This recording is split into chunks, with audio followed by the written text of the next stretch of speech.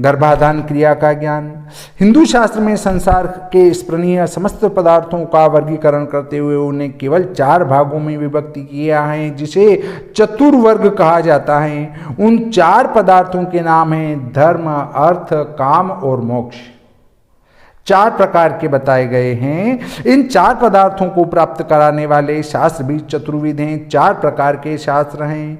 कौन कौन से हैं? जैसे मनवादी स्मृतियों में धर्मशास्त्र हैं, शुक्र, बृहस्पति, कणक, कामंदक और चाणक्य आदि ग्रंथ अर्थशास्त्र हैं तथा उपनिषद, गीता आदि मोक्ष शास्त्र हैं। इसी प्रकार वात्स्यायन आदि ऋषियों ने बनाए हुए कामसूत्र आदि ग्रंथ काम शास्त्र हैं। प्राचीन समय में ऋषिकुल, गुरुकुल आदि में 25 वर्ष पर्यंत ब्रह्मचर्य व्रत पूर्ण करके स्नातक होने वाले छात्रों को अन्य विद्याओं की भांति आचार्य लोग इस रति शास्त्र का भी उपदेश देते थे, जिसके युवक वृंद पहले से ही गृहस्थाश्रम के आवश्यक नियमों से सुपरिचित हो जाते थे। किंतु मध्यकाल में जबकि आश्रम प्रणाली समाप्त हो गई, यह प्रथा भी जाती रही और धीरे धीरे देश 2 दलों में विभक्त हो गया।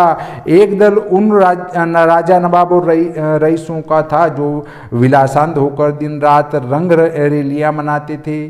सुरा सुंदरी का मादक नशा प्रतिक्षण उनकी आंखों में छाया रहता था और मंगला मुखियों में पुरजोरों से जिन्हें क्षण भर का भी अवकाश न मिलता था। और दूसरा दल धार्मिक भावना प्रधान जनता का था और वह इस प्रकार के कृत्यों से सख्त घृणा करता था। मध्यकाल में तुलसी, सूर, मीरा आदि भारतीय संतों ने, जो कि जनता के सच्चे मार्ग प्रदर्शक थे, इस विलास प्रवृत्तियों के विरुद्ध बड़ा प्रचार किया। फल यह हुआ कि दूध का जला छाछ को फूंक फूंक कर पीता है। कहावत के अनुसार जनता न केवल विलास से परांगमुख हुई, किंतु उसने रति अथवा काम शास्त्र को, जिसे प्रजनन शास्त्र भी कहते हैं, अश्लील और हे समझना शुरू कर दिया। इस प्रकार चतुर्वर्ग के अन्यतम काम पदार्थ का विशुद्ध परिज्ञान उत्तरोत्तर समाप्त हो गया है। संस्कार प्रणाली की तो लुप्त हो ही चुकी थी, तब पुरुषों को गर्भधान आदि का यथार्थ ज्ञान कैसे होता? आज भी हमारी यही स्थिति है। रति शास्त्र का वास्तविक ज्ञान देने वाली पुस्तकों का आज भी सर्वथा अभाव है। गृहस्थ में प्रवेश करने वाले युवक अपने आसपास के लोगों तथा विलासी युवकों से जैसा तैसा सुनकर या बाजार में बिकने वाले अश्लील कथित सचित्र कोक शास्त्रों से, जो बाजारू औषधियों के विज्ञापन मात्र होते हैं, और पुरुषों को पथभ्रष्ट करके विनाश के गहरे गर्त में गिरा देते हैं, उटपटांग ज्ञान प्राप्त करके अपना सर्वनाश कर बैठते हैं। विदेशों में रति शास्त्र के ऊपर आजकल सैकड़ों पुस्तकें निकल रही हैं, जो कि व्यक्ति को पथभ्रष्ट कराने वाली हैं।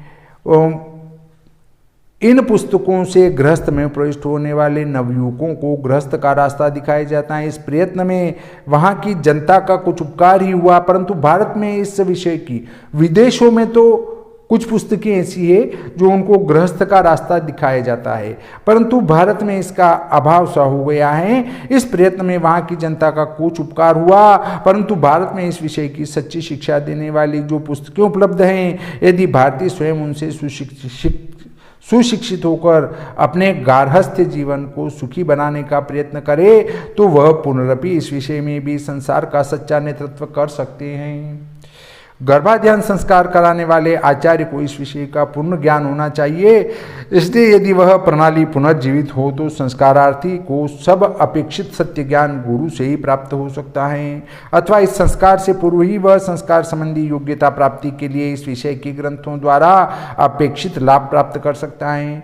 जिस प्रकार परीक्षा तिथि के निर्धारित हो जाने पर विद्यार्थियों की पढ़ाई में अधिक अभिरुचि उत्पन्न हो जाती है और वे उस दिन सफलता प्राप्त करने के लिए डट कर तैयारी करते हैं, इसी प्रकार मूर्त शास्त्रादि द्वारा गर्भाधान संस्कार का दिन नियत किया जाने पर संस्कारार्थी का उसके लिए यथेष्ट ज्ञान प्राप्त करने की प्रेरणा पाना स्वाभाविक ही होगा, और तब इस धार्मिक क्रिया के रूप में गर्भाधान के निष्पन्न करने पर भावी शिशु का धार्मिक भाव संपन्न सत्पुत्र के रूप में होना कुछ कठिन नहीं होगा। देखिए, गर्भाधान के लिए स्त्री की अनुमति होना भी आवश्यक है। यदि स्त्री का स्वास्थ्य खराब है, उसका मूड खराब है, आलसीपना है, तो वैसी स्थिति में गर्भाधान होने पर भी संतान अनुकूल नहीं होगी। पर्वादिकों में सहवास का निषेध माना गया है। गर्भाधान संस्कार आपको त्योहारों में नहीं करना चाहिए। सनातन धर्मियों के समस्त क्रियाकलाप किसी मुहूर्त में होते हैं। मुहूर्त का तात्पर्य है सर्वथा उपयुक्त काल, दूसरे शब्दों में एक ऐसा समय जो उस कार्य के लिए वैज्ञानिक दृष्टि से बिल्कुल पूरा उतरे। इस उपयुक्तता का निर्धारण साधारण मानवीय बुद्धि से नहीं किंतु प्राकृतिक विज्ञान पर आधारित ज्योतिष शास्त्र के द्वारा होता है। इसके लिए शास्त्र क्या कहता है? ऋतुकाल भी गामी स्यात्स्वदार निरत सदा पर्ववर्जम व्रजे चेनम तद्व्रतो रति काम्यया। देखिए, पुरुष को चाहिए पर्वादि रहित ऋतुकाल में धर्म कामना पूर्वक स्वकीय भार्या से ही समागम करे। संस्कार विषयक मुहूर्त का विचार करते हुए पारस्कर ग्रह सूत्र ने लिखा है, ऋतुकाले रजो दर्शने संजाते चतुर्थादि सम दिने ज्योतिष शास्त्रोक्ते पुण्याहे कन्यार्थी पंचमादि विषम दिने गर्भाध्यानम कुर्यात। पारस्कर ग्रह सूत्र में आया है। ये पारस्कर ग्रह सूत्र वाली बात मैंने आपको पहले ही बताई है। ऋतुकाल में रजो दर्शनोपरांत ऋतु स्नाता हो चुकने पर चौथे दिन अष्टमी, चतुर्दशी, अमावस्या, पूर्णिमा, संक्रांति आदि पर्वकाल रहित ज्योतिष शास्त्रोक्त शुभ समय में गर्भाध्यान करें। ग्रह सूत्रों के उपरोक्त विधान में ज्योतिष शास्त्र अनुमोदित शुभ समय का निर्देश करके मनुष्य की अबाध विलास प्रवृत्ति को संकुचित एवं सीमित करके जहां मानव स्वास्थ्य को सुसंपन्न करने का प्रयत्न किया गया है, वहां वैज्ञानिक दृष्टि से भी गर्भाधान के लिए उपयुक्त समय का संकेत भी किया गया है। इस विषय में मनु, याज्ञवल्क्य आदि स्मृतियों ने बड़ा सूक्ष्म और गहन विचार किया है। मनु महाराज कहते हैं, देखिए वर्तमान में जो एक चल रहा है कि मनुस्मृति को जलाओ, मनुस्मृति को जलाओ, पर क्यों जलाओ? क्योंकि मनुस्मृति को जला दिया जाएगा तो सनातन धर्म स्वतः खत्म हो जाएगा। मेरा तो ये कहना है कि मनुस्मृति को कोर्स में चलाओ, छात्रों के कोर्स में चलाओ, उसको पढ़ाओ, उससे बहुत सारी जानकारियां मिलेगी। देखिए इसमें क्या आता है, ऋतु स्वाभाविक स्त्री नाम रात्रि षोडश स्मृता चतुर्भितरेह सार्ध महोभिः सद्विगर्हितेह तासामाद्यश्चतस्रस्तु निंदिते एकादशी च यां त्रयोदशी च शेषास्तु प्रशस्ता दशरात्रयः युग्मासु पुत्रा जायन्ते स्त्रियो अयुग्मासु रात्रिषु तस्माद् युग्मासु पुत्रार्थी संविषेदार्तवे स्त्रियम। ये मनुस्मृति में आया है। स्त्रियों का स्वाभाविक ऋतुकाल रजो दर्शन के दिन से आगे 16 रात्रियों का कहा गया है। इनमें प्रथम 4 रात्रियां अति निंदित हैं। इनमें सहवास तो क्या, रजस्वला के हाथ का स्पर्श किया जल भी नहीं पीना चाहिए। पहली 4 रात्रियां तो बिल्कुल भी निषेध हैं, उनके हाथ का पानी भी नहीं पीना चाहिए। पहली 4 रात्रियों के अतिरिक्त 11वीं और 13वीं रात्रि भी निंदित हैं। शेष 10 रात्रियां प्रशस्त हैं। पुत्राभिलाषी पुरुष युग्म अर्थात 6, 8, 10, 12, 14 और 16वीं रात्रि में स्त्री समागम करे। इस प्रकार कन्याभिलाषी पुरुष अयुग्म 5, 7 आदि शेष रात्रियों में गर्भाधान करे। मनु के उपरोक्त उद्धरण से यह भली भांति ज्ञात हो जाता है कि आज से हजारों लाखों वर्ष पूर्व जबकि शेष संसार अर्ध सभ्य अवस्था में नितांत पशु तुल्य जीवन बिता रहा था, तब भारतीय महर्षि अपनी सुदीर्घ तपश्चर्या तथा विज्ञानमय विश्लेषण द्वारा मानव जीवन की प्रत्येक दिशा में परीक्षण करने में लगे हुए थे। जीवन का कोई कोना ऐसा नहीं है जहां उनकी पेनी दृष्टि का प्रसार न हुआ हो। मानव जीवन के सभी पहलुओं पर उन्होंने विशद विचार किया है और तब जो सिद्धांत और नियम उन्होंने स्थिर किए हैं वे कितना महत्व रखते हैं यह कहने की आवश्यकता नहीं है। देखिए हमारे जो ऋषि मुनि थे उनने अपने ध्यान अवस्था में बहुत बड़े दीर्घ चिंतन, जो एक हमारे छोटे से छोटे चिंतन को भी लिखकर शास्त्रों में लिख दिया है। और हमारे लिए उसको बताया है ताकि हम उसका लाभ उठा सकें। हमारे ऋषि मुनि कितने बड़े विद्वान थे और आज हमारी स्थिति ये है कि हम उसी शास्त्र को ये कह रहे हैं कि इससे कोई मतलब नहीं है और हम उसको छोड़ते जा रहे हैं। तो देखिए अगला बिंदु है कि इस रात्रि में सहवास का निषेध क्यों। भौतिक विलास परिपूर्ण आधुनिक जगत में उपरोक्त प्रश्न कोई आश्चर्य नहीं है।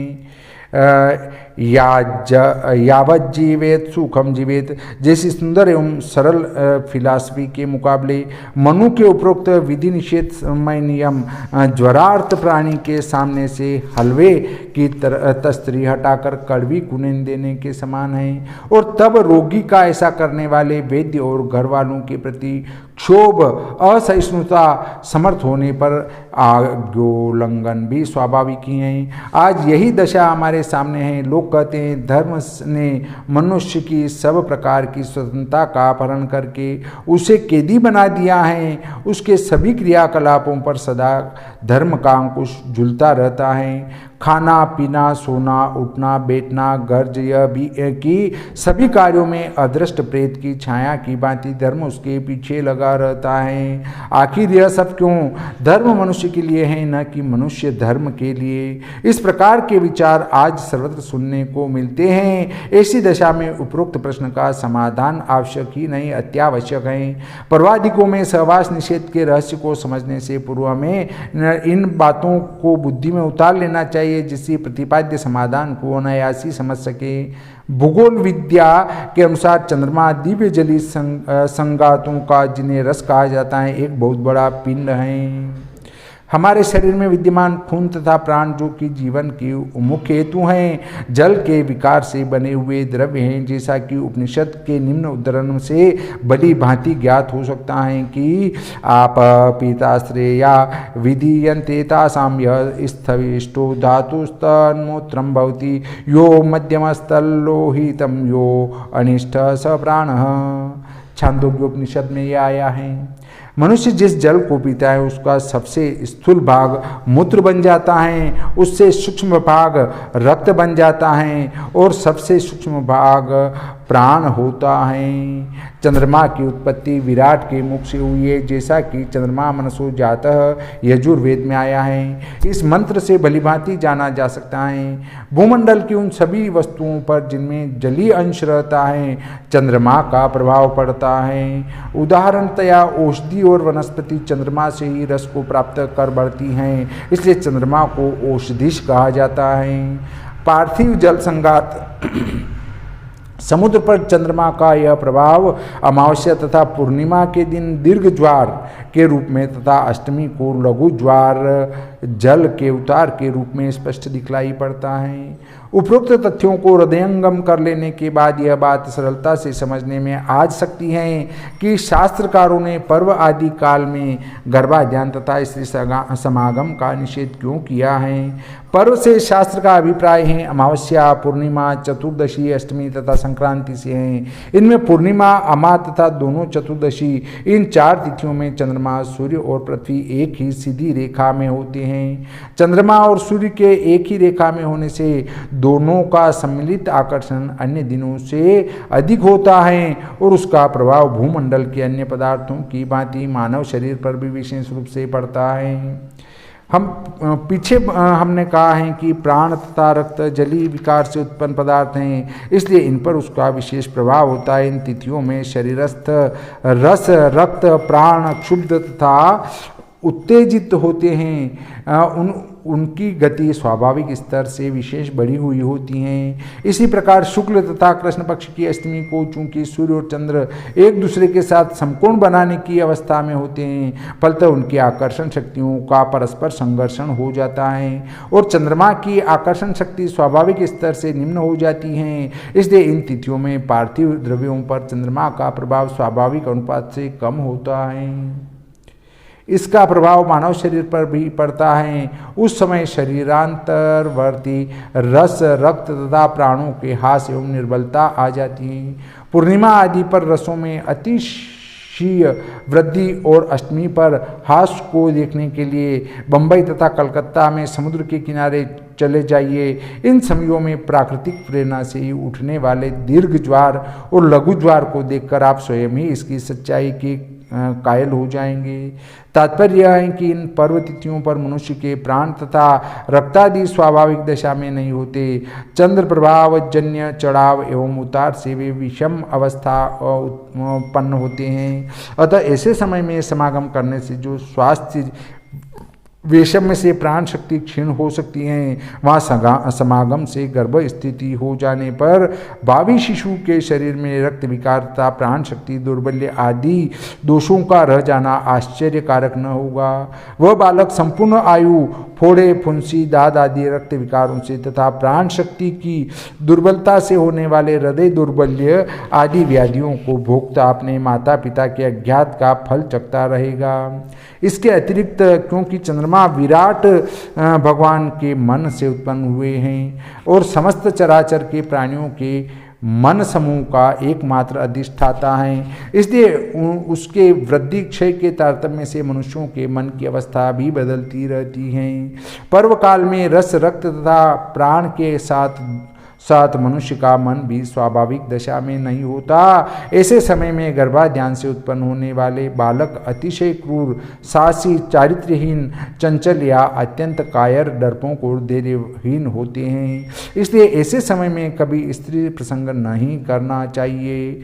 अब देखिए आगे कौन सी रात्रि से कौन सा संतान, कैसा संतान होगा, इस पर भी मैं आपको बताता हूँ।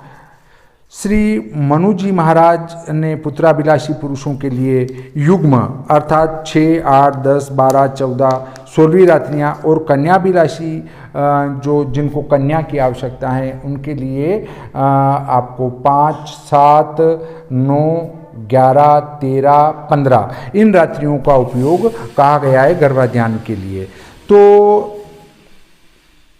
इनसे कन्या उत्पन्न होती हैं। प्रसंगानुसार इस विषय पर भी विचार करना अनुपयुक्त न होगा। संतति शास्त्र के सभी विद्वान चाहे वे पौरस्त्य हो या पाश्चात्य इस विषय में कम से कम एक मत हैं कि वीर्य के आधिक्य से पुत्र और रज की प्रबलता से कन्या उत्पन्न होती हैं। जैसा कि मनु जी महाराज ने कहा है, भूमान पुरुषो अधिके शुक्रे स्त्री भवत्यधिके स्त्रिया। पुरुष के अधिक वीर्य होने से पुत्र और स्त्री के आत्वाधिक्य होने से कन्या का जन्म होता है। किंतु कब स्त्री शरीर में रज की प्रबलता होती है और कब वह हास को प्राप्त हुआ रहता है, यही एक रहस्य है जिसे केवल क्रांत दृष्टा भारतीय महर्षियों ने ही जाना है। तदनुकूल विविध नियमों की रचना की विदेशों में इस संबंध में जो नए सिरे से खोजे हुई और हो रही हैं, वे यद्यपि नितांत अधूरी हैं, किंतु उनसे प्रतीत होता है कि एक दिन ऐसा अवश्य आएगा कि वे लोग तपोधन ऋषियों द्वारा बतलाए गए प्रजनन शास्त्र के तथ्यों को अंतिम रूप में स्वीकार करने को बाध्य होंगे। इन तथाकथित परीक्षणों, अनुसंधानों और उन पर आधारित या निर्धारित अधकचरे सिद्धांतों के वर्णन जब हम इन लेखकों की पुस्तकों में पढ़ते हैं तो हमें बड़ी हंसी आती है और साथ ही दया भी उस समय बलात् मुख से निकल पड़ता है। काश ये लोग संस्कृत साहित्य से परिचित होते। हमें पिछले दिनों एक लेख मिला था कि 15 वर्ष पूर्व मैंने एक विद्वान ने निकाला था कि रज बंद हो जाने के पश्चात एक प्रकार का आर्तव स्त्री के गर्भाशय से निकलना आरंभ होता है और 10-12 दिन तक जारी रहता है। यदि बंद हो जाने के दिन से लेकर 10-12 दिनों के मध्य समागम न किया गया तो गर्भ स्थिति कभी न होगी। ऋतुकाल के अतिरिक्त कुछ भी नहीं है। मतलब स्मृतिकारों ने जो निर्देश दिया है वो ये दिया है कि ऋतुकाल के अलावा और कुछ नहीं है। इसी प्रकार आगे चलकर क्या इच्छानुसार लड़का या लड़की उत्पन्न की जा सकती है विषय पर विचार करते हुए लिखते हैं कि हमारी वर्तमान विद्या संबंधी दशा हमें एक मार्ग बताती है और वह यह है कि हम ऋतुकाल के अनुसार चले। बहुतायत से साक्षी हैं इस बात की मिलती हैं कि पहले दिनों में गर्भाधान से लड़कियां और पिछले दिनों समागम से लड़के होते हैं। उपरोक्त उद्धरण का सीधा सा तात्पर्य यही हो सकता है कि प्रारंभ के 8-10 दिनों में स्त्री के रज की प्रबलता होती है और बाद के दिनों में वह हास को प्राप्त हो जाता है और तब पुरुष वीर के प्रबल होने के कारण लड़के उत्पन्न हुआ करते हैं। हमें इन अपूर्ण सिद्धांतों की आलोचना करके पाठकों का समय खाने या कागज काले करने की आवश्यकता नहीं प्रतीत होती है। वह पहले दिन कौन से होते हैं और पिछले कौन से, यह तो वे वैज्ञानिक ही जाने या साक्षी देने वाले। इस उदाहरण से हमें तो इतना ही प्रयोजन है कि वे लोग भी कम से कम इस बात से तो सहमत हैं कि कुछ समय वह चाहे पहला हो या बाद का या अन्य कोई ऐसा अवश्य होता है जब स्त्री शरीर में आर्तव का वेग अधिक बढ़ा हुआ होता है और कभी वह घटा हुआ।